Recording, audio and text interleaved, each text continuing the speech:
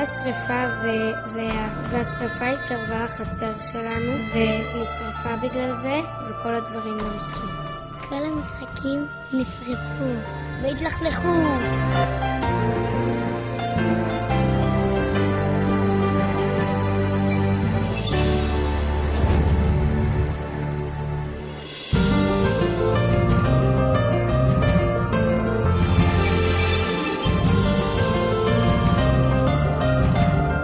אני רוצה להפוך את השחור לירוק.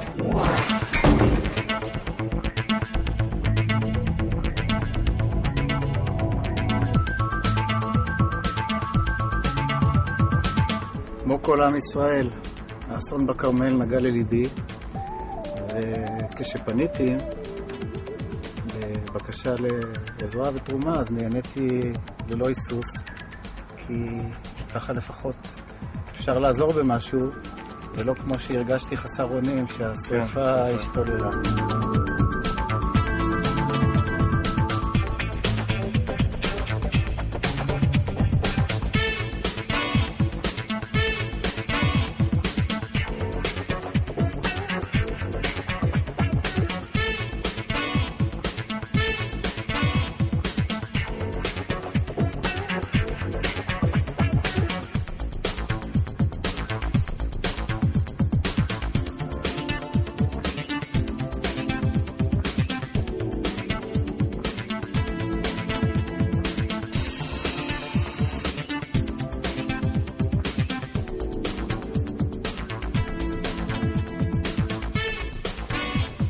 גן גנית היא חברה מובילה בתחומה. אנחנו עמלים ושוקדים לפתח מוצרים וציוד לגני ילדים, בתי ספר וגני שעשועים ברמה מאוד גבוהה.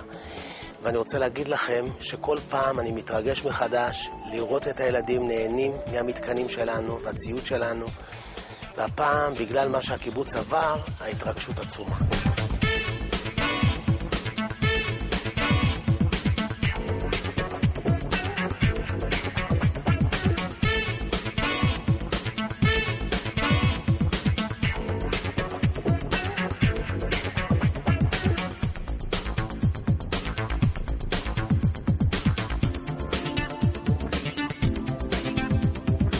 עכשיו אנחנו עומדים במצב שאנחנו רואים את המתקנים גמורים, והילדים משחקים בשמחת חיים, והכל שוקק פה, כמו שהיה לפני השריפה.